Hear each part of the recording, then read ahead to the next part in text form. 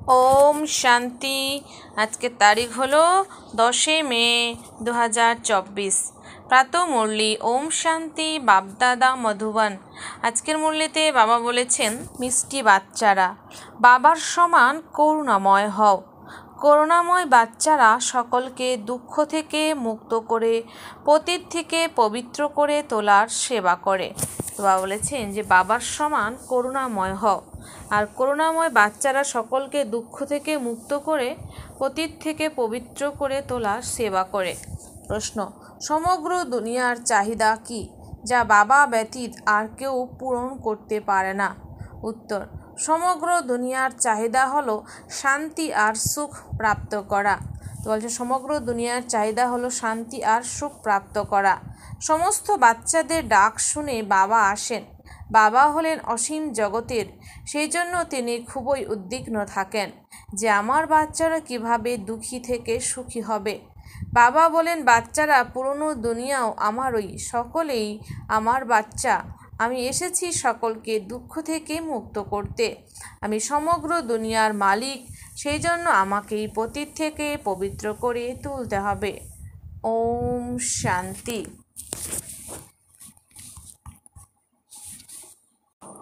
ওম শান্তি। বাবা পবিত্র করে তুলছেন বাচ্চাদের, সেই কারণে অবশ্যই বাবার প্রতি ভালোবাসা থাকা চাই। পরস্পরের মধ্যে বাবা বলছেন পরস্পরের মধ্যে ভাই ভাইয়ের ভালোবাসা আছে, সেটা ঠিক আছে। সকলে হলো এক বাবার বাচ্চা, ভাই ভাই। কিন্তু পবিত্র করে তোলার জন্য এক বাবাই আছেন, সেজন্য সব বাচ্চাদের লাভ এক বাবার প্রতি চলে যায়। বাবা বলেন, বাচ্চারা মামে কম স্মরণ করো। এটা তো ঠিকই, তোমরা হলে ভাই ভাই, কিন্তু অবশ্যই ক্ষীরক্ষণ হতে হবে, অর্থাৎ মিলেমিশে থাকবে। তোমরা এক বাবারই বাচ্চা। আত্মার মধ্যেই এত ভালোবাসা আছে। যখন দেবতাদের পদ প্রাপ্ত করো, তখন নিজেদের মধ্যে খুবই ভালোবাসা থাকা উচিত। আমরা ভাই ভাই হয়ে উঠি। বাবার থেকে উত্তরাধিকার নেই। বাবা এসে শিখিয়ে দেন, যারা বোঝার হয় তারা বুঝতে পারে এটা হলো স্কুল বা বড় ইউনিভার্সিটি। বাবা সকলকে দৃষ্টি দেন বা স্মরণ করেন। সমগ্র দুনিয়ার মানুষ মাত্রই দুনিয়ার সকল আত্মারই অসীম জগতের পিতাকে স্মরণ করে। সমগ্র দুনিয়ায় হলো বাবার, নতুনই হোক বা পুরনো। নতুন দুনিয়া বাবার, তো পুরনো দুনিয়াও কি নয়? এই বাবাই সকলকে পবিত্র করেন। পুরনো দুনিয়াও আমার, আমি হলাম সমগ্র দুনিয়ার মালিক। যদিও আমি নতুন দুনিয়াতে রাজত্ব করি না, কিন্তু সে তো আমারই, তাই না? আমার বাচ্চারা আমার এই বড় বাড়িতেও খুব সুখী থাকে, আর তারপর আবার দুঃখ পায়। এটা হলো খেলা। এই সমগ্র অসীম জগৎ হলো আমার গৃহ।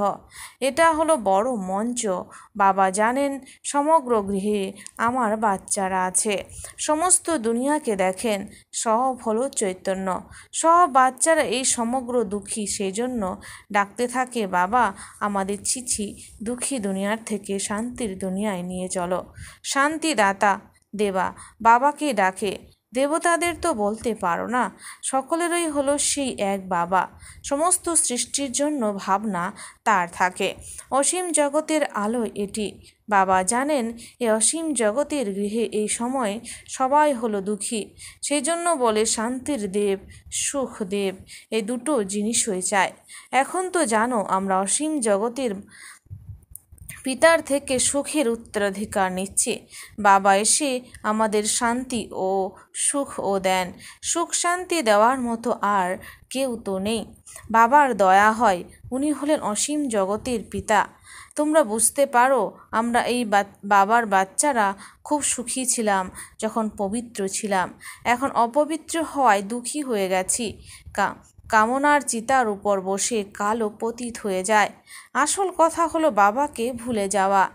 বাবা এত উঁচু পদ দিয়েছেন, গাও তো হয় যে তুমি মাতা পিতা, সুখ তুমি আমার বন্ধু সখা।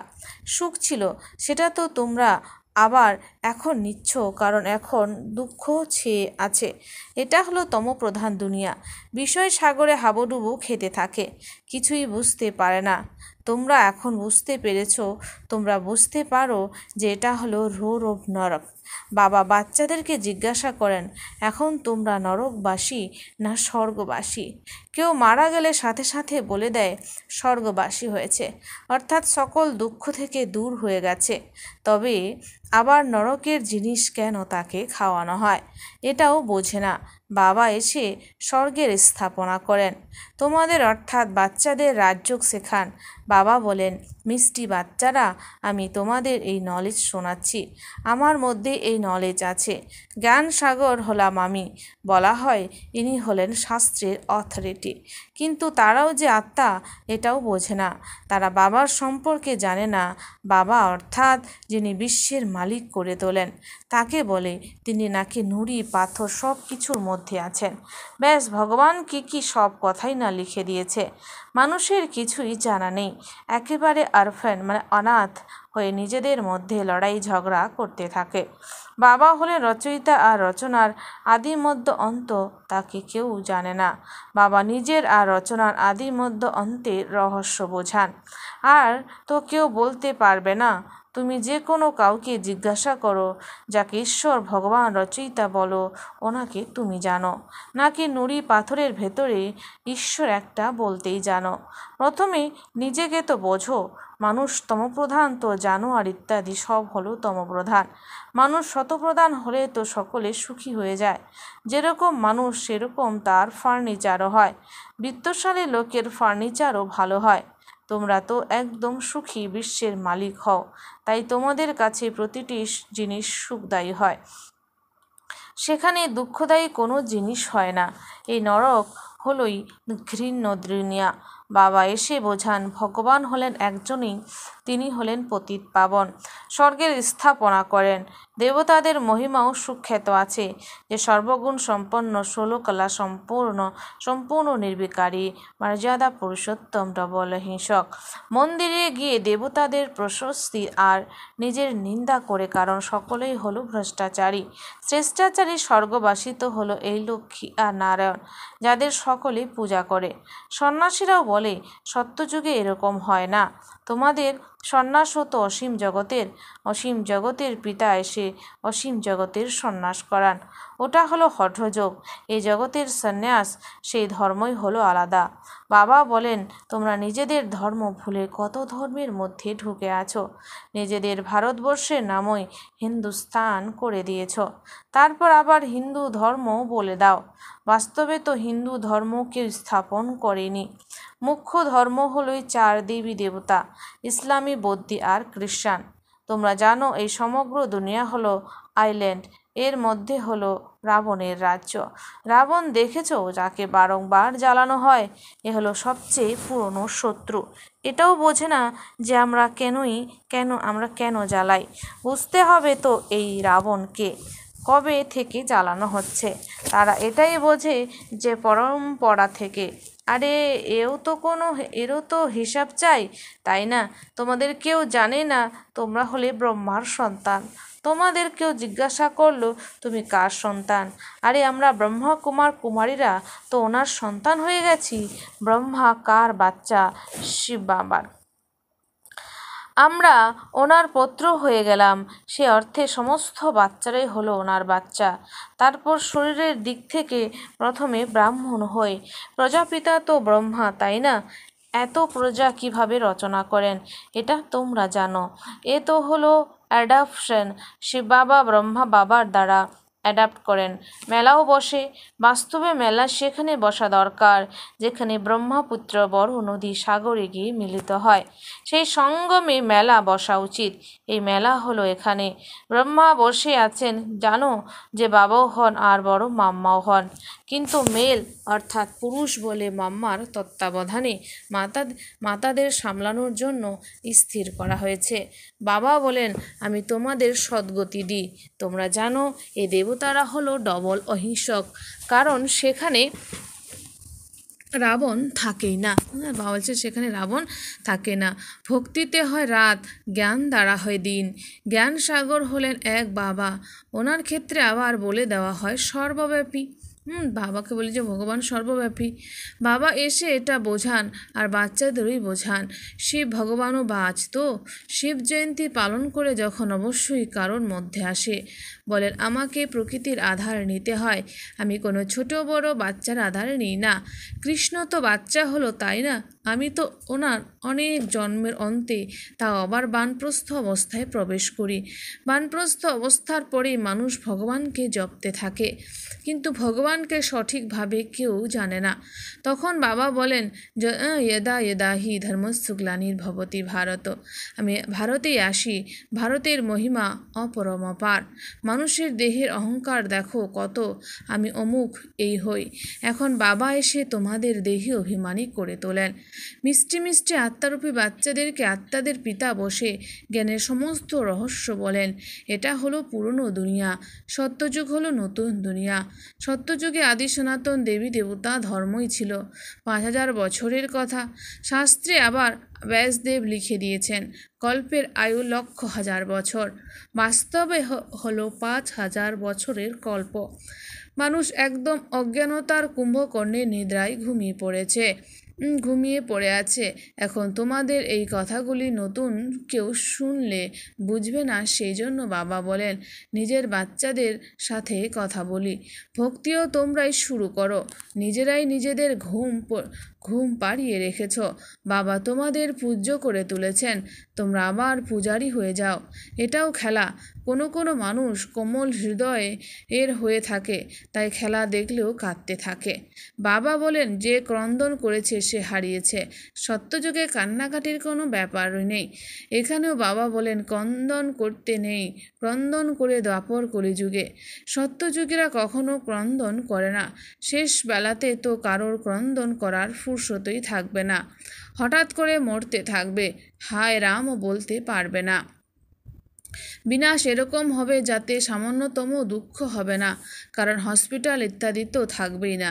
সেই জন্য জিনিসই সেই রকম তৈরি করে। বাবা বোঝান, আমি তোমাদের এই বানর সেনা নিয়ে থাকি রাবণের উপরে বিজয় প্রাপ্ত করার জন্য। এখন বাবা তোমাদের যুক্তি বলেছেন রাবণের উপর বিজয় কিভাবে পেতে হবে।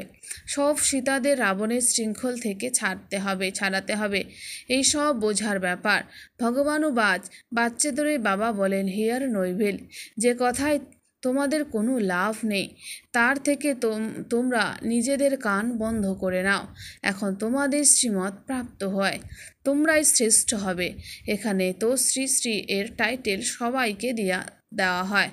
আচ্ছা, তবুও বাবা বলেন নিজেকে আত্মা মনে করো আর বাবাকে স্মরণ করো। কত ওয়ান্ডারফুল এই হার জিতের অসীম জগতের খেলা, যা বাবাই বোঝান। আচ্ছা, মিষ্টি মিষ্টি হারানিধি বাচ্চাদের প্রতি মাতা পিতা বাপদাদার স্মরণে স্নেহ সুমন আর সুপ্রভাত। আত্মাদের পিতা তার আত্মারূপী সন্তানদেরকে জানাচ্ছে নমস্কার। সমস্ত আত্মারূপী বাচ্চারা জানাই মাতা পিতা বাপদাদাকে স্নেহ সুমন আর নমস্কার। ধারণার জন্য মুখ্য সার। 1 নম্বর, বাবার সমান করুণাময় হতে হবে। সবাইকে দুঃখ থেকে মুক্ত করে পতিত থেকে পবিত্র করে তোলার সেবা করতে হবে। তো বাবার সমান করুণাময় হতে হবে, সবাইকে দুঃখ থেকে মুক্ত করে পতিত থেকে পবিত্র করে তোলার সেবা করতে হবে। পবিত্র হওয়ার জন্য এক বাবার সাথে খুবই লাভ রাখতে হবে। 2, বাবা বলেন যে কাঁদে সে হারিয়ে ফেলে। বাবা বলেন যে কাঁদে সে হারিয়ে ফেলে। সেই জন্য যে কোনো পরিস্থিতিতে হোক তোমরা কাঁদবে না। বরদান, এর রাজ্য দ্বারা নিজের সাথীদের স্নেহী সহযোগী বানানো মাস্টার দাতা ভব। এর রাজ্য দ্বারা নিজের সাথীদেরকে স্নেহী সহযোগী বানানো মাস্টার দাতা ভব। স্পষ্টীকরণ, রাজা অর্থাৎ দাতা, দাতার কাছে বলতে বা চাইতে হয় না। রাজা অর্থাৎ দাতার কাছে বলতে বা চাইতে হয় না। স্বয়ং প্রত্যেক রাজাকে নিজের স্নেহের সওগাত অফার করে। তোমরাও নিজের উপরে রাজত্ব করা রাজা হও। তোমরাও নিজের উপরে রাজত্ব করা রাজা হও। তবে প্রত্যেক তোমাদের সামনে সহযোগের সওগাত অফার করবে।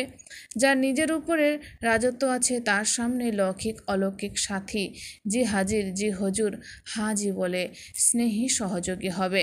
পরিবারের মধ্যে কখনো ওয়ার্ডার চালাবে না। নিজের কর্মেন্দ্রগুলিকে ওয়ার্ডারে রাখো, তবে তোমাদের সকল সাথী তোমাদের স্নেহী সহযোগী হয়ে যাবে। স্লোগান: সর্বপ্রাপ্তির সাধন থাকা সত্ত্বেও বৃত্তি উপরাম ঊর্ধ্বমুখী থাকবে, তখন বলা হবে বৈরাগ্য বৃত্তি। সর্বপ্রাপ্তির সাধন থাকা সত্ত্বেও বৃত্তি উপরাম ঊর্ধ্বমুখী থাকবে, তখন বলা হবে বৈরাগ্য বৃত্তি। আচ্ছা, ওম শান্তি। ধন্যবাদ বাবা আজকের এই সুন্দর মিষ্টি মুরলির জন্য।